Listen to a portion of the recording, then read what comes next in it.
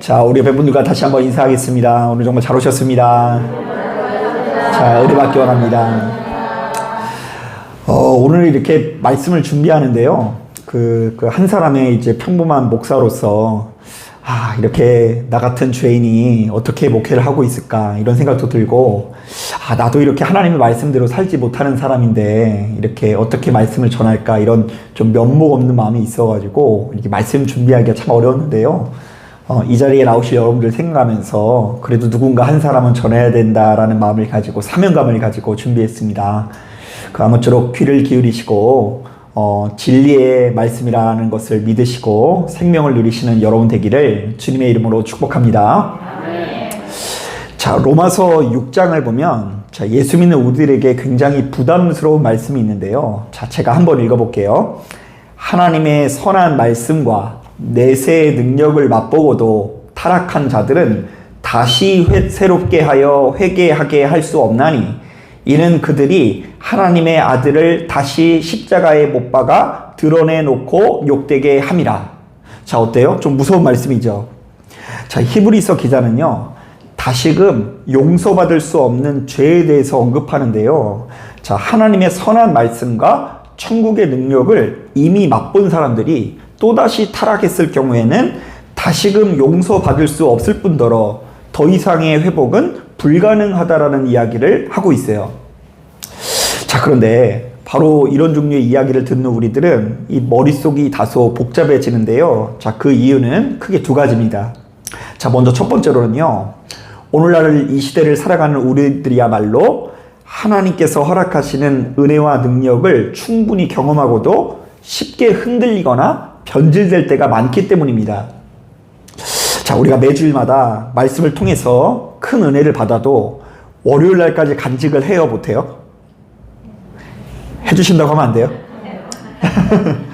여러분 하시면 다행인데, 이제 월요일까지가 뭐예요? 그냥 이제 주일날 이렇게 은혜를 받고 돌아가면서 이제 그 은혜를 잃어버리는 경우가 되게 많이 있죠. 자, 그리고 우리가 일평생 예수를 나름대로 믿는다 하면서도 이 정말로 결정적인 순간에 나의 혈기나 어떤 그 마음을 이기지 못하고 쓸데없는 것을 의지할 때가 참 많이 있습니다. 자, 그런데 하나님께서 이런 우리들을 다시금 받아주시지 않고 용서하지 않는다고 한다면 우리는 어떻게 해야 될까요? 아마도 이 계산이 좀 빠른 분들은요, 자, 이렇게 일찍부터 예수를 믿는 것을 좀 후회할 수도 있어요. 야, 이런 말씀을 내가 있는 줄 알았더라고 한다면 하고 싶은 거 다 하고 죽기 직전이나 예수 믿을 걸, 괜히 일찍부터 예수 믿어가지고 이렇게 엄격한 잣대를 나에게 이렇게 제시하게 됐구나, 이런 후회의 생각이 들 수도 있습니다.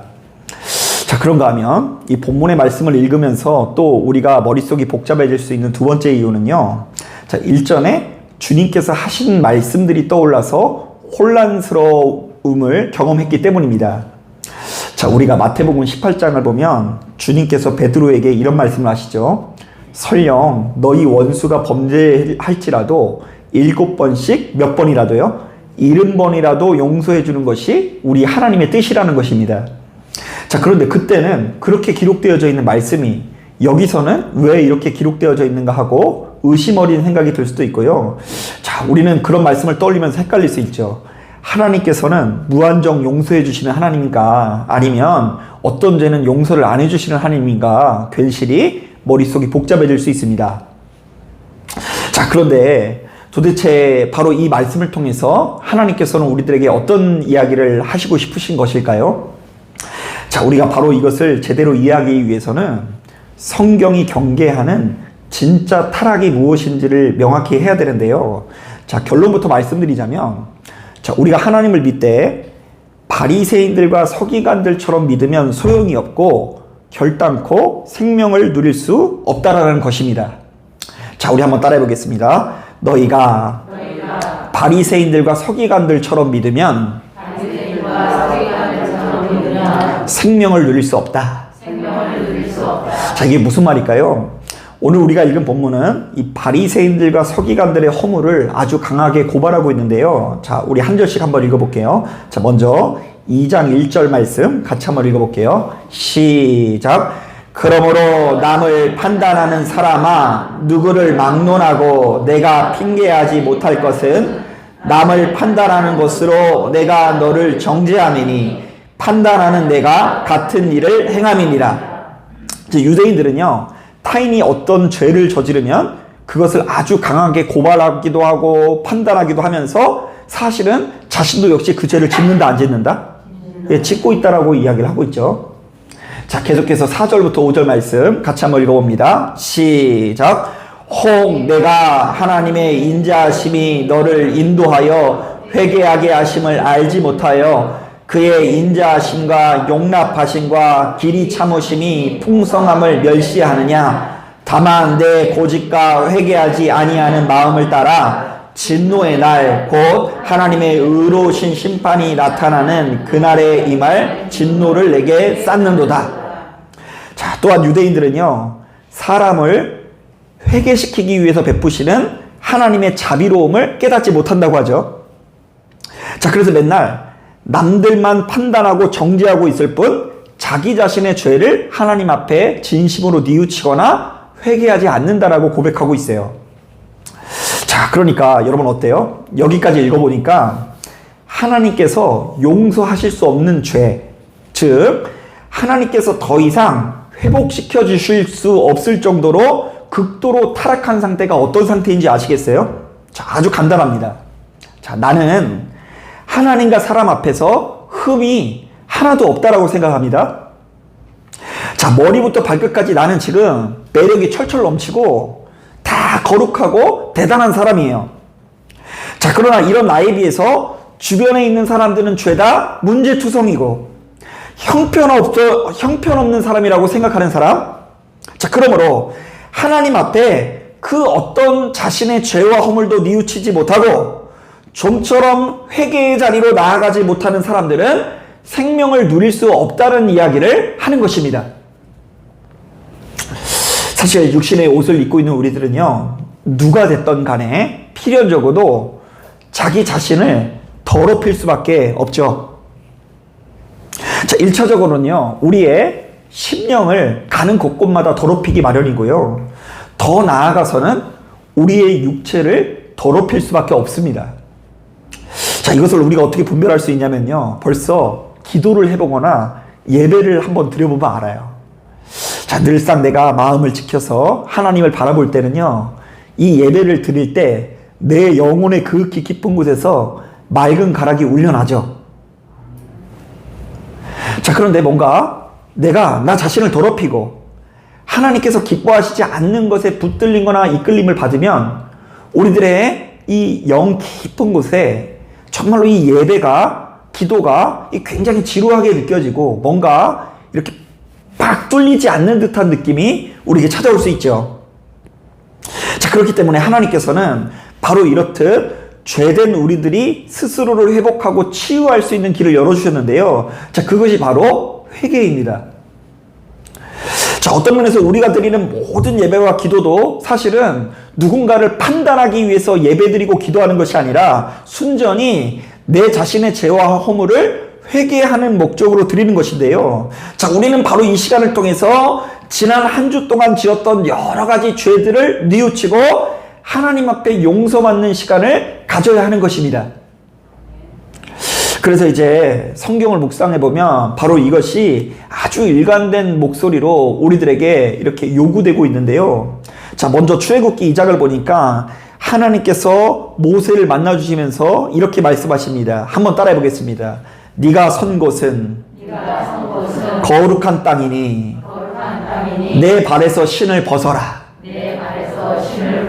예, 이게 거룩해지라는 얘기예요. 깨끗해져라. 예, 죄를 용서함을 받기 원한다. 뭐 이런 의미가 담겨 있겠죠. 자, 그리고 우리가 몇 달 전에 레위기 말씀을 아주 꼼꼼하게 이렇게 살펴본 적이 있는데요. 자, 그때 이스라엘의 5대 제사를 살펴보았어요. 번제, 소제, 화목제, 속제제, 속건제 들어본 것 같죠? 감사합니다. 자, 그런데 이 모든 제사들도 사실은 죄된 인간이 짐승의 피와 생명을 바침으로써 스스로의 죄를 뉘우치고 다시금 거룩해지는 것을 목적으로 합니다. 자, 자, 심지어 누가복음 5장 32절을 보니까 예수께서 이 땅에 오신 이유를요, 이렇게 설명하고 있어요. 내가 의인을 부르러 온 것이 아니요 죄인을 불러 회개시키러 왔노라. 자, 그러니까 이게 무슨 말이냐면 주님께서는 스스로 아무 문제가 없다고 주장하는 의인들의 하나님이 아니요 자기 자신이 죄인이라고 생각하는 자들을 다시금 회복시키시고 치유하시는 하나님이시라는 것입니다. 자, 그러니까 우리가 이 시간 똑같이 앉아있을지 모르겠지만 스스로를 의인이라고 생각하는 사람들은 참되게 예배를 드린다 못 드린다? 못 드린다. 자, 이 자리에 와서 지금 우리가 참되게 예배를 드리기 위해서는 스스로가 어떤 사람이라고 생각을 해야 된다고요?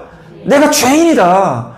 오늘 이 하루도 하나님께서 기뻐하시는 길을 가지 못하고 정말로 하나님께서 내가 요구하시는 길을 내가 감당하지 못하고 정말로 내 자신의 소견에 옳은 대로 행했고 나의 정욕대로 행했고 눈에 보이지 않는 하나님보다 눈에 보이는 사람을 의지하는 나였다라는 것을 솔직하게 고백할 수 있는 자가 하나님 앞에 참되게 예배드릴 수 있다라는 이야기입니다.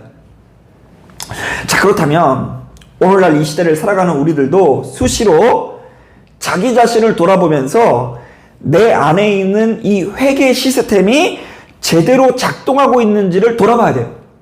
자, 예배당에 왔느냐 안 왔느냐 뭐 그것도 중요하긴 하지만요, 기도의 자리로 나왔느냐 안 나왔냐 그것도 중요하지만 기도를 했느냐 안 했느냐보다 예배를 참석하고 안 했느냐보다가 더 중요하고 근본적인 문제가 있는데요, 지금 내 안에 거하고 있는 죄를 미워하는 마음이 있는가? 나는 평상시에 무수히 많은 예배의 기도를 그냥 껍데기로 드리고 있는가? 아니면 내 안에 거하고 있는 죄를 몰아내고 거룩해지고자 하는 욕구가 있는지를 돌아봐야 할 줄로 믿습니다. 자, 저는 바로 이런 관점에서 함께 신앙생활을 하는 성도님들에게 이런 요구를 할 때가 많은데요. 자, 우리가 날마다 기도하는 가운데 큰 능력을 받는 것도 중요하고 권세 있는 사람이 되는 것도 중요하고 거룩한 사람이 되는 것도 중요하지만 그보다 이 예배를 통해서 어떤 사람이 되어야 한다고요?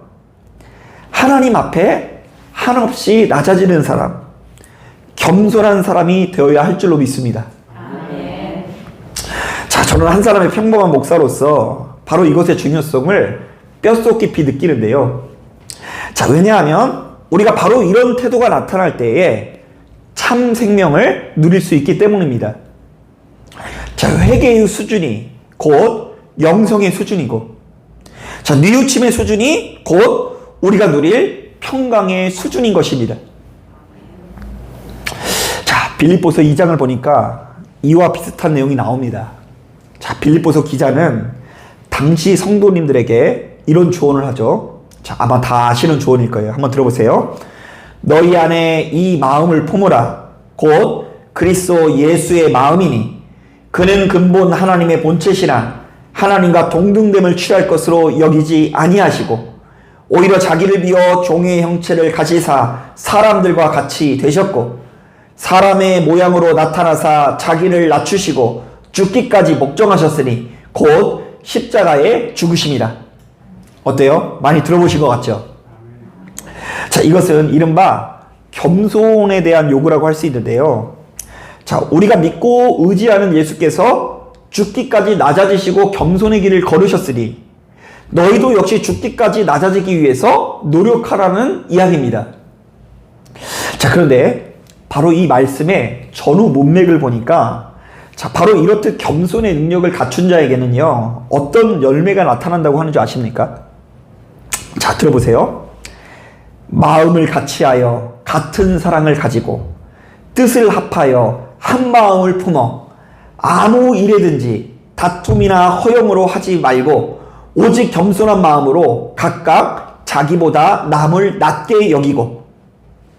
자, 날마다 우리 주님과 친밀히 교제하는 자는 겸손한 마음으로 자신보다 누구를 낮게 여긴다고요? 남을 낮게 여기는 가운데 한 마음 한 뜻을 품게 된다고 이야기합니다. 야, 제가 가만히 보니까 오늘 예배도요, 다 저보다 믿음이 좋은 분들만 다 와서 앉아 계신 것 같다는 생각이 들어요.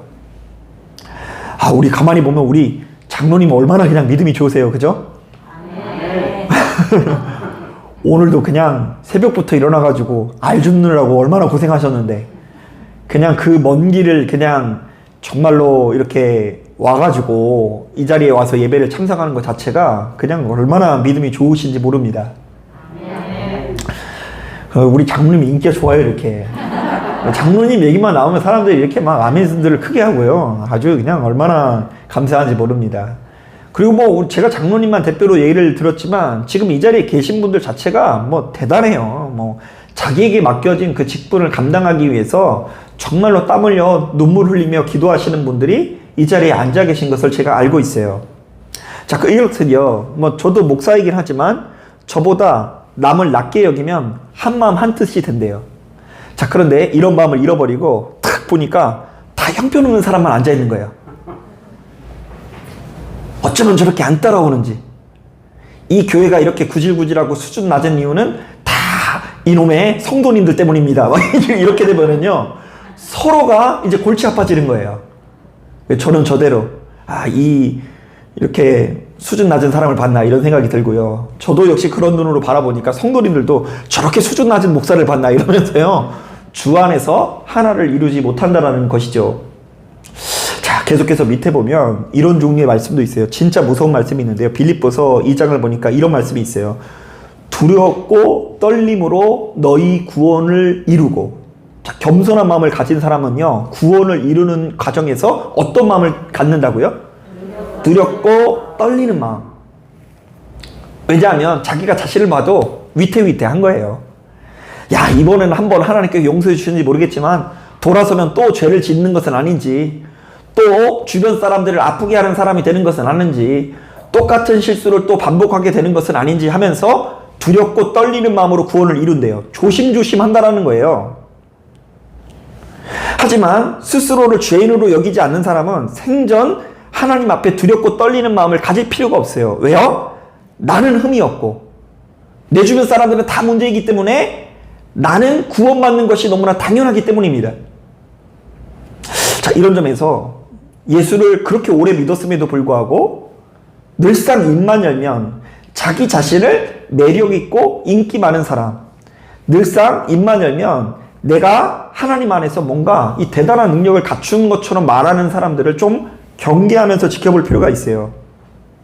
사실은 그 사람이야말로 그렇게 오랫동안 예수를 믿음에도 불구하고 자기 자신이 하나님 앞에 어떤 존재인지를 발견하지 못한 죄인 중에 괴수일 수 있는 것이죠. 자, 이런 점에서 한 은퇴 목사님께서 쓰신 글이 이제 생각이 납니다. 자, 제가 언제 한번 소개를 해본 적이 있는데요.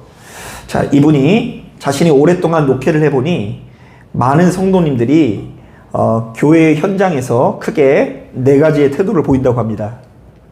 자, 그래서 그 4가지 태도를 보고 사람을 잘 이렇게 세워나가라, 이런 권면을 젊은 목사들에게 해주셨는데요. 자, 많은 성도님들이 뭐 이런데요. 첫 번째, 자신이 잘못할수록 되려 강한 공격성을 보이는 자. 자, 원래 여러분 어떤 사람이 성낸다고요? 어디서 냄새 나는 것 같지 않냐? 막 이런 사람이 끼는 확률이 높대요. 내가 뭘 그렇게 잘못했는데, 지들은 뭘 그렇게 잘났는데, 이러면서 뭐 괜히 잘못해놓으면은 목소리가 커지면서 뭐 상대방한테 더 썩내는 사람이 있대요. 이런 사람을 경계하라고 합니다. 자, 둘째, 자신이 잘못할수록 주위 사람들과 빠르게 절규하고 동굴 속으로 숨는 사람. 자, 그래서 이런 사람들한테는요, 말을 많이 하면 할수록, 바른 길을 알려줄수록 도망갈 수 있으니까 조심하래요. 그러니까 여러분 조심하셔야 돼요. 여러분들 남편이 한마디만 하면 동굴로 숨는 사람인데 쫓아다니면서 계속 말하면 동굴에 지하실에 가다가요. 이거 굉장히 이제 관계가 단절될 수 있는 거예요. 세 번째, 자신이 잘못할수록 그것을 만회하기 위해서 그래도 좀 선을 행하는 사람. 저도 그래요. 사모님한테 뭔가 잘못한 게 있으면 갑자기 청소기를 돌려요. 뭔가 이렇게 설거지를 하고 뭔가 이렇게 만회하기 위해서 노력하는 거. 그래도 조금 좀 양심이 좀 괜찮은 것 같죠? 자, 그런데 예수 안에서는 그렇게 선을 행하는 것보다 더 중요한 게 있는데요. 네 번째, 자신이 잘못이 할수록 면목이 없어서 고개를 숙이는 사람이 있대요. 자, 여러분, 3번은 얼핏 보면 예배일지 모르겠지만요, 내가 만회할 만한 선을 행했기 때문에 괜히 도리어 고개가 뻣뻣해질 수 있거든요. 자, 그래서 하나님 앞에서는 일단 면목이 없어서 고개를 숙일 수 있어야 돼요. 하나님, 나 때문입니다. 나 때문입니다. 내가 이것을 방어하고자 동굴에 숨어도 보고 되려 화를 내보기도 하고 선을 행하기도 해봤지만 결국 이것은 아무리 뭐라고 말해도 말할 수 없는 누구의 허물입니다? 나의 허물, 나의 허물. 내 잘못입니다. 내가 하나님 앞에 정말로 큰 죄인, 괴수입니다. 이것은 하나님뿐만이 아니라 지나온 나를 돌이켜보았더니 내 가정 앞에서, 내 자녀들 앞에서, 내가 지금 하나님께서 주신 기업 앞에서, 친구들 앞에서 너무나 큰 죄인이었습니다. 나 때문에 고통이 시작되었습니다. 바로 그런 사람들이 시간이 지날수록 성숙한 삶을 누릴 수 있다는 이야기예요. 자신이 잘못할수록 되려 목소리를 높이는 사람, 자신이 잘못할수록 절규하고 동굴 속에 숨는 자들은요, 시간이 지나면 어느 순간에 너무나 견딜 수 없는 외로움과 고독이 찾아와서 그의 인생이 바른 길로 나아갈 수가 없습니다. 잘못할수록 낮아지고 겸손한 사람이 보다 성숙하고 아름다운 태도가 나타나는 걸 깨닫고 그래도 주어진 상황 가운데 조금씩 진보하시는 여러분들이 되길 바랍니다. 자, 사랑하는 여러분, 오늘 우리가 읽은 본문을 묵상하면서 바로 이것을 분명히 하시길 바랍니다. 자, 예수 믿는 우리들이 어떻게 해야 영생을 누리고 어떻게 하면 진노와 분노로 이렇게 이 괴로움을 당하는 인생이 될까? 자, 많은 사람들이 바로 이런 이야기를 하면 눈에 보여지는 것을 떠올리곤 합니다. 야, 물질 천국이구나. 가난 지옥이구나. 그리고 돈 많은 게 천국이라고 생각해요. 자, 그리고 내 주변에 내가 의지할 수 있을 만한 사람이 가득하면 천국이구나. 그렇지 못하면 나는 지옥이구나. 자, 그런데 적어도 오늘 본문에 의하면 자, 그 모든 것들을 가늠하는 이 기준점이 뭐라고 이야기하냐면요, 하나님 앞에서 한없이 낮아지고 겸손한 마음을 가지고 있는 사람은 영생을 누리고요, 그렇지 않은 사람은 하나님의 진노와 분노를 사는 인생이 된다고 합니다. 자, 그러니까 잘못하고 형편없는 삶을 살아도 뉘우치고 반성하면 하나님이 받아주세요. 아무리 형편없어도, 허물이 많아도 자기가 잘못한 줄 알아. 하나님 잘못했어요 이러면 받아주시는데, 이 사실은 더 악하고 나쁘게 살아가면서 그냥 조금도 반성하지 못하고 그냥 괜히 주변 사람 바라보면서 으이그 그냥 으이그 이렇게 이야기하면요, 하나님께서도 우리한테 뭐라고 할 것 같아요? 맞아요. 하나님께서도 너나 잘해, 너나 너만 잘하면 돼, 너나만. 이렇게 해서 사실은 나보다 더 연약한 저 사람은 잘못을 뉘우침으로 인해서 이 모든 것들을 모면하지만 사실은 저 사람보다 더 많이 고생하고 수고하면서 이 목을 뻣뻣이 세우고 주변에 많은 사람들을 판단하고 정죄함으로 인해서 나까지 정죄받는 지경에 이르는 거예요. 여러분, 이것을 가슴 깊이 깨닫는 게 정말 중요합니다. 이거는 지식으로 되는 게 아니라 신비의 영역이에요. 저도 이제 제가 어렸을 때부터 교회를 다니면서 우리 인간은 하나님 앞에 죄인이라는 얘기를 얼마나 많이 들었겠습니까? 한 100번 들었을 것 같고요. 심지어 수련회 때 갔을 때요, 수련회 같은 데 가서 이렇게 막 눈물을 흘리면서 나의 죄를 용서해달라고 기도해 본 적도 있어요. 자, 그런데 그렇게 했음에도 불구하고 참 오랜 시간 동안 하나님 앞에 뻣뻣했거든요. 문제고 나만 의인인 것 같은 신앙생활을 해왔던 것 같아요. 자, 그런데 이건 신비예요, 신비. 늘 똑같이 살아왔는데 어느 순간 하나님께서 내게 은혜를 부어주셔서 눈을 열게 해주셨더니 이 가운데 있는 모든 사람들 중에 가장 작고 낮은 자가 나라는 정말 마음속 깊은 곳에서부터 그런 고백이 나오게 되더라고요. 물론 항상 똑같지는 않아요. 그러다가도 또 그냥 내가 또 괜찮은 사람인 것 같고 막 그래요. 자, 그런데 다시 돌아가는 거예요. 그게 복음이라는 걸 알고. 자, 바로 이것을 기억하시고 매일같이 기도하는 가운데 나보다 남을 낮게 여기는 마음을 품으십시오. 그리고 자꾸만 판단하고 정죄하는 그런 마음을 갖지 마시고, 그것은 결국 자기 자신의 그 허물을 드러내는 길이요, 나를 향한 심판을 키우는 일이라는 걸 깨닫고 쓸데없는 것에 열 올리지 마시고 하나님 앞에 겸손한 마음으로 부단히 노력하시는 여러분 되기를 주님의 이름으로 축복합니다. 자, 기도하겠습니다.